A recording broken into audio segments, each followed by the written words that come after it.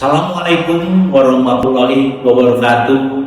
Saya Heri Wirawibawa, dosen program studi manajemen Fakultas Ekonomi Universitas Borobudur. Rencana pembelajaran semester mata kuliah yang saya ampu manajemen investasi. Capaian pembelajaran manajemen investasi diharapkan mahasiswa mampu memahami tentang berbagai investasi, masalah dalam investasi, dan mengambil keputusan dalam investasi sesuai dengan analisa dan manage investasi. CPL Prodi 1. Menunjukkan sikap bertanggung jawab atas pekerjaan di bidang keahlian secara mandiri. 2. Menguasai konsep teori manajemen investasi. 3. Mampu menguasai konsep metode penyelesaian masalah investasi. 4. Mampu memecahkan pekerjaan dengan sifat dan konteks yang sesuai dengan bidang keahlian terapannya, didasarkan pada pemikiran logis, inovatif, dan bertanggung jawab. 4. Mampu bekerja sama, berkomunikasi, dan berinovatif dalam pekerjaannya.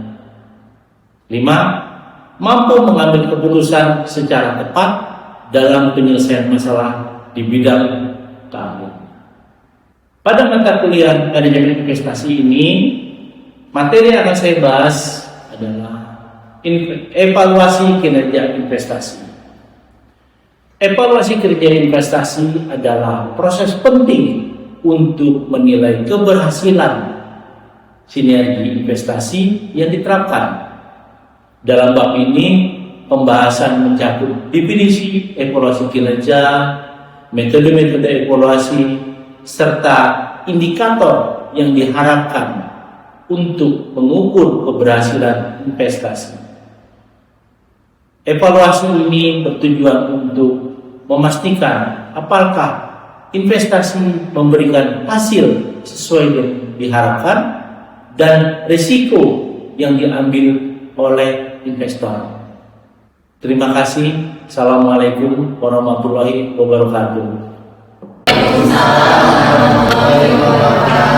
Ya, terima kasih teman-teman telah hadir di pertemuan kita yang ke-14 ya, 14. Materi hari ini adalah efisiensi kinerja investasi. Materi kita hari ini efisiensi kinerja investasi. Minggu lalu kita sudah membahas terkait dengan investasi global, investasi infrastruktur ya. Nah, sekarang kita masuk di investasi kinerja efisiensi. Materi ini membahas terkait dengan mencakup divisi efisiensi kinerja, di mana tujuannya untuk mengetahui apa yang dicapai, apa yang didapat dari materi ini. Nah, yaitu dipelajari untuk mengerti evaluasi kinerja investasi, indikator utama dalam evaluasi kinerja, metode evaluasi kinerja, tentang tantangan dalam evaluasi kinerja, dan studi kasus ya. Nah, kita masuk di materi utama, yaitu pengertian evaluasi kinerja investasi, yaitu di mana materi ini memahami di mana apa yang kita investasikan dari sisi rasio masuk enggak. Jadi di sini ini dilihat dari apa tujuan yang akan kita capai, bagaimana yang akan diperoleh, masuk enggak. Jangan kalau kita sudah investasi yang ada yang loss, tidak menghasilkan apa-apa, hanya waktu terbuang. Maka itu kita mesti memahami evaluasi kinerja investasi. Nah, tolak ukur dari mana? Dari apa yang kita peroleh, apa yang didapat, itu ada tolak ukurnya. Nah, apa sih jenis-jenis investasi? Seperti kita sampaikan, yang saya sampaikan dari minggu lalu, ada beberapa investasi, yaitu dari obligasi, saham, properti, sama reksadana. Ini yang rata-rata banyak orang melakukan investasi. Samping itu juga ada investasi lain. Seperti teman-teman juga dalam kelas ini bagian investasi masa depan. Ini investasi jangka panjang. Kuliah itu bukannya sekedar kuliah. Jadi kuliah itu ada investasi untuk masa depan, investasi jangka panjang. Nah, apa sih risiko dalam kebutuhan investasi? Ada dari beberapa dari risiko, keuntungan sama diversifikasinya. Ada 3 item di situ. Strategi investasi berbeda. Ada dari sisi strategi, ada dari sisi jangka pendek, jangka menengah, dan jangka panjang. Dari 3 ini apa sih membedakan jangka pendek, jangka menengah, dan jangka panjang? Ini dilihat dari jangka waktunya. Jangka pendek ini rata-rata 0 sampai 1 tahun. Jangka menengah ini mulai dari 1 sampai 3 tahun. Jangka panjang baru kita bicara dari 3 sampai dan seterusnya. Ini jangka panjang. Mulai dari jangka pendek. Jangka pendek itu biasanya kita investasi seperti saham. Apa sih bedanya antara jangka pendek sama jangka menengah? Secara hukum alam, jangka pendek itu lebih cepat menguntungkan, lebih cepat didapat, tapi hasil keuntungannya lebih tipis, lebih dikit. Nah, jangka pendek seperti contohnya saham, forex,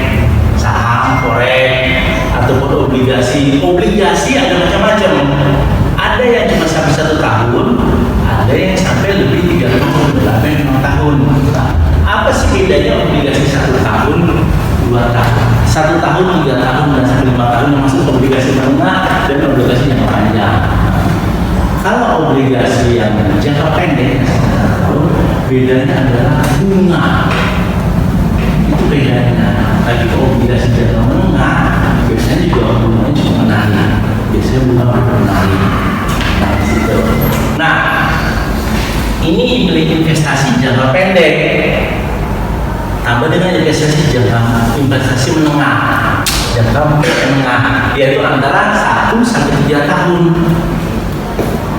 Kenapa dibilang menengah? Karena aset yang kita miliki itu akan kita gunakan selama 5 tahun untuk selama 3 tahun ke depan. Ditambah dengan adanya investasi jangka panjang. Jangka panjang itu seperti teman-teman, ini adalah termasuk bagian investasi jangka panjang. Jadi untuk kedepannya, untuk bagaimana kita termasuk bagian dari investasi seperti terkait dengan lingkungan, itu jangka panjang untuk ke depan. Oke. Nah, ini dia tadi sudah saya jelaskan. Investasi jangka pendek yaitu investasi yang betul-betul menciptakan dana atau keuntungan dalam waktu kurang dari 1 tahun. Oke, sama dengan jangka panjang, jangka menengah, yaitu investasi yang dilakukan antara 1 sampai 5 tahun. Begitu juga investasi jangka panjang. Jangka panjang ini biasanya digunakan untuk kalau kita melihat seperti sekolah buat masa depan jangka panjang. Memang kita tidak rasa kita melihat ada pengeluaran ya kan, tapi keuntungannya untuk jangka panjang. Nah, kriteria untuk memilih investasi. Nah, ini ada beberapa kriteria, yaitu dilihat dari tujuan keuangan. Dia ada tujuan keuangan. Kalau investasi kita untuk kebutuhan harian, untuk operasional, itu jangan gunakan investasi dana yang untuk jangka panjang atau jangka menengah.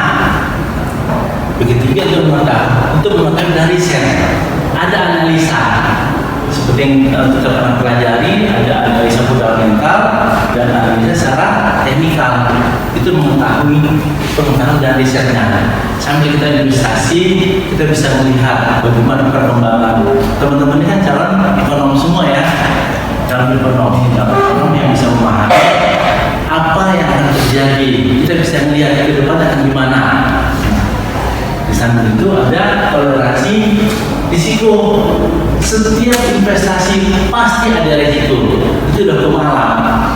Tidak mungkin kita investasi tanpa ada risiko. Semua ada risiko. Nah, bagaimana kita bisa meminimalis risiko yang ada? Meminimalis risiko yang ada agar tidak terlalu banyak loss yang kita dapat. Dan untuk masa investasi, kita lihat masanya yang tadi saya lihat dari Jawa Tengah yang masanya itu. Oke, kita kasih ada pertanyaan, teman-teman. Lupa ada. Ya, lanjut ya. Oke, tren pasar saham. Tren pasar saham. Kalau di pasar saham itu kita bagi dengan 3 pasar. Ya, tren pasar saat ini yaitu pasar saham, pasar properti, dan pasar kripto. Pasar saham itu adalah pertemuan antara perusahaan sama investor. Pasar saham yaitu dilakukan setiap hari transaksi. Dalam satu hari biasanya dalam satu hari ada 2 saat trading. Sesi pertama dan sesi kedua. Sesi pertama dan sesi kedua. Berbeda dengan pasar properti. Pasar properti itu termasuk adalah tanah dan bangunan. Biasanya pasar properti itu masuk dalam investasi jangka menengah tapi jangka panjang. Jangka menengah jangka panjang. Ada pasar kripto. Apa sih pasar kripto? Mungkin teman-teman suka lagi kan? Cryptocurrency atau Bitcoin ya. Itu adalah termasuk pasar digital. Pasar digital. Kalau di kita pasar kripto itu masih dari BI ya, masih belum masuk dalam undang-undang BI OJK. BI pernah menyatakan bahwa cryptocurrency belum menjadi mata uang resmi kita. Jadi pasar kripto di negara Eropa, pasar kripto itu sudah ada. Itu hanya fisik secara elektronik aja. Fisiknya secara elektronik itu pasar kripto. Nah ini analisa pasar ya. Ada analisa pasar. Saya akan coba contoh ya analisa pasar ini. Contoh saat ini kebetulan ada trading ini. Analisa pasar, analisa pasar untuk memahami apa tren yang akan terjadi. Kita bisa menganalisa tren apa yang akan kita bisa ambil yang mana yang akan menjadi bagian yang ambil analisa kita. Oke, ada pertanyaan di sini teman-teman? Ada pertanyaan? Begini aja Pak. Ya boleh silakan. Kan sekarang teh lagi isu perang ini perang ini Pak. Ya. Apa ngaruh Pak kalau ke investasi saham itu ngaruh Pak naik turunnya saham? Bagus. Pertanyaannya ya. Saat ini terutama saat Amerika ya. Amerika sudah masuk ke dalam Israel, membombardir Israel ya kan. Apakah ada hubungannya, ada pengaruh nggak dengan faktor saham? Besar sekali pengaruhnya. Besar, bukan sekedar saham saja, tapi dalam bentuk sisi mata uang, dari sisi sentimen pasar, cukup besar sekali. Bisa dilihat, kita bisa bandingkan, kita lihat ya, saat antara pengaruh nilai tukar rupiah terhadap dolar. Saat ini rupiah terhadap dolar itu sekitar 16.000, lumayan 16.000, itu rumahnya gitu jadinya rupiah kita. Nah, sama halnya terhadap dengan Cina, hubungan Cina terhadap Amerika, itu pengaruh hubungan antara ekonomi politik dan kondisi ekonomi saat dunia cukup besar pengaruhnya. Yang lain ada pertanyaan lagi? Kalau kita bicara tren pasar saat ini, yang sangat simpel itu adalah tren pasar saham. Tren pasar saham itu sangat gampang, sangat bisa dianalisa setiap orang. Dan berbeda-bedanya, ada pasar saham lokal, yaitu yang internasional ya. Ada pasar saham dunia. Nah, saat itu ada pasar saham properti. Kalau kripto ini bisa dibilang inilah pasar saham saat bukan pasar saham kita masih ke dunia digital, karena semua aset kripto itu menggunakan sistem elektronik. Kalau saat ini di luar sudah masuk ke industri kelima ya, kita kan baru masuk sosialisasi, kita sosialisasi terus lah di situ. Nah, sementara pasar saham ini yang lebih bisa kita analisa, terutama untuk lokal ya, karena kita bisa melihat suasana situasi ekonomi, suasana politik kita, gimana saat trennya, gimana saat analisa ekonominya, analisis teknikal, fundamental. Kalau pasar properti ini bisa dibilang jangka panjang, rumah dan bangunan. Oke, sedikit sampai sini ya. Nah, pengertian dari evaluasi kinerja investasi yaitu proses sistematik menilai sejauh mana investasi yang kita tanam menghasilkan atau tidak. Dilihat dari mana? Dari rasio, dari analisa teknik. Di samping itu ada juga analisa lain dengan analisa fundamental yang mempengaruhi terkait dengan investasi kita. Contohnya seperti kondisi saat ini, Amerika banyak bermain di Iran ya. Itu kondisi ekonomi dunia yang mempengaruhi ekonomi kita. Teman-teman kan ada yang main di Falas ya. Dolar kita saat ini berapa? Masuk di 16.000. Sementara ekonomi kita juga sudah cukup stabil. Tapi karena posisi ekonomi dunia itu mempengaruhi dari kinerja kita ini, yaitu rasio, dilihat dari risikonya, investasi. Nah, ada beberapa jenis yang pernah kita sampaikan, pernah saya jelaskan. Ada dari sisi obligasi, saham, properti, dan reksadana. Yang saat ini paling simpel, yang paling banyak adalah dari sisi saham. Dari saham itu lebih banyak, lebih gampang dan lebih cepat dilihat. Ya, misalnya itu ada juga obligasi, properti, dan reksadana.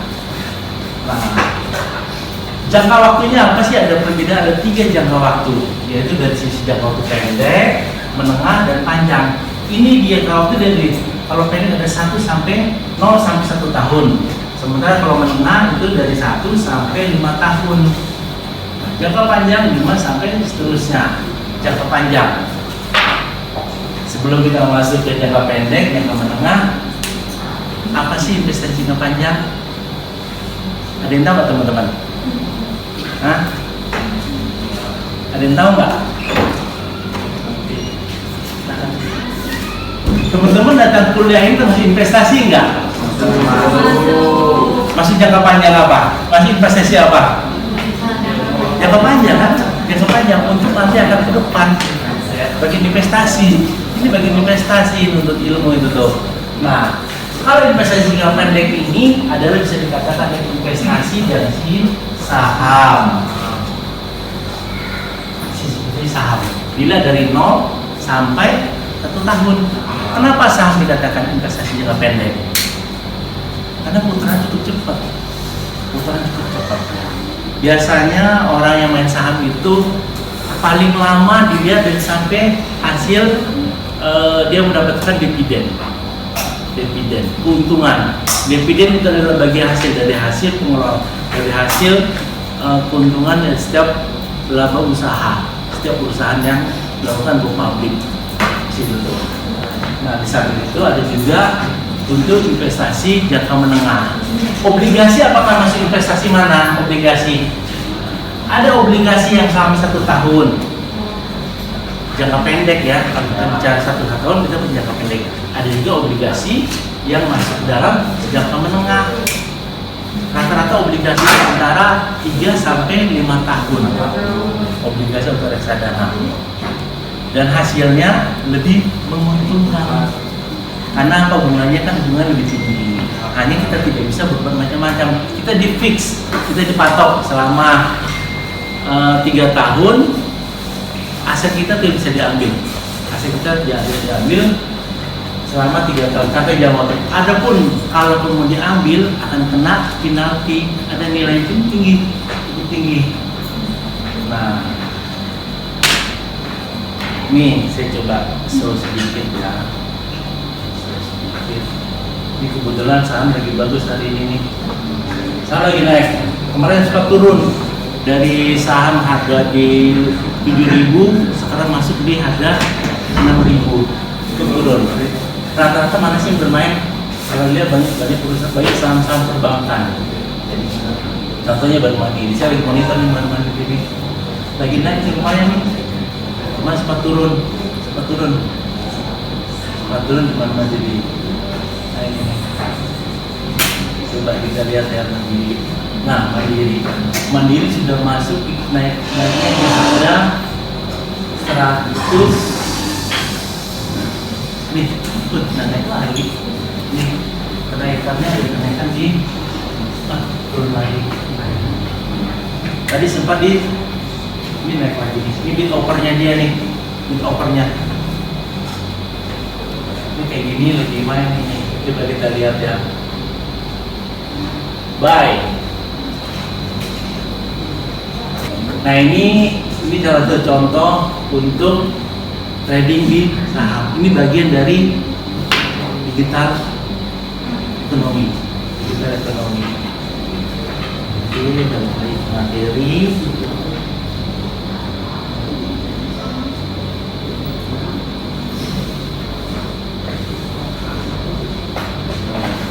Ini investasi jangka pendek. Jadi kita bertransaksi dalam 1 hari, 2 hari, 1 tahun, paling lama 1 tahun. Target kita paling 1 tahun. Ini dia. Investasi jangka pendek adalah investasi dilakukan tujuan untuk mencapai cairan dana dan keuntungan dalam waktu kurang dari 1 tahun. Contohnya adalah di saham, kalau dana obligasi. Ada juga obligasi yang kurang 1 tahun, tapi jarang sih, jarang 1 tahun. Nah, sementara kalau obligasi, kalau investasi jangka menengah, ada investasi yang kita akan kegiatan selama antara 1 sampai 5 tahun. Apa sih kelebihannya?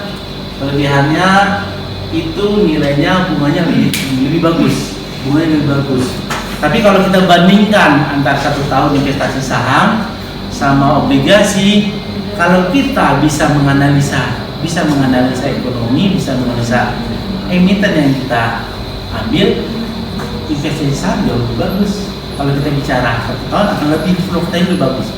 Tergantung bagaimana kita bisa menganalisanya. Nah, kalau jangka panjang, ada yang bisa untuk menanamkan dana investasi yang dirancang untuk memiliki keuntungan jangka panjang. Sama kayak teman-teman juga nih.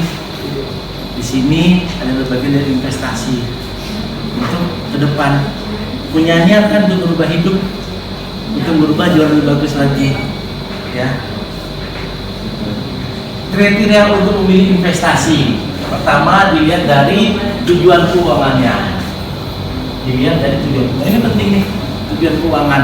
Jangan dana operasional harian kita gunakan untuk investasi.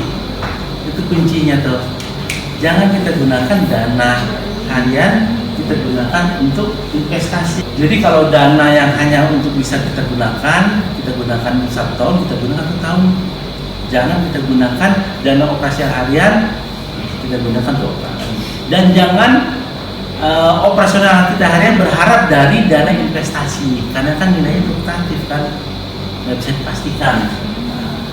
Samping itu apa? Pengetahuan dan riset. Ini yang banyak saya dapat dari sini.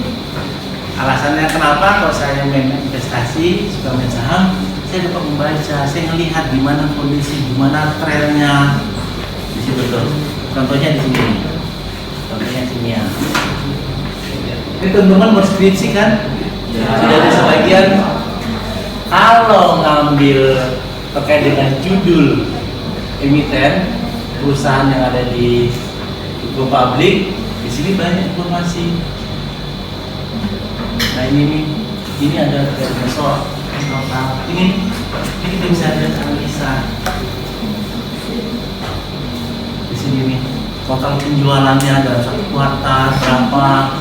Di sini nih, ini untuk mandiri, Kita lihat total salesnya pada kuartal pertama, pada tahun 2004, 2006, 2004, 2003, 2022. Di sini nih, kita lihat ada kenaikan nilai, ada kenaikan keuntungan, total salesnya, EBITDA-nya, dari sisi ROE-nya. Nah, ini jadi pertanyaan nih, sempat di 2023 sebenarnya turun, masih 2004 turun begitu kembali. Ini bagian dari analisa saham loh. Ini bagian dari kalau teman-teman melakukan skripsi, ini bisa. Tren pasar saat ini dari sisi ekonomi digital lebih banyak dari sisi adalah pasar saham, pasar properti dan pasar kripto. Mungkin ada pertanyaan dari teman-teman? Ada pertanyaan nggak? Boleh saya bertanya? Apa sih pasar kripto itu? Hah? Ada yang tahu pasar kripto? Kan banyak kan di sosial media pasar kripto. Saya dapat keuntungan dari hasil cryptocurrency. Hah? Pasar kripto adalah disebut pasar elektronik. Ya, ada lagi pertanyaan teman-teman? Kalau nggak ada, terima kasih. Assalamualaikum warahmatullahi wabarakatuh.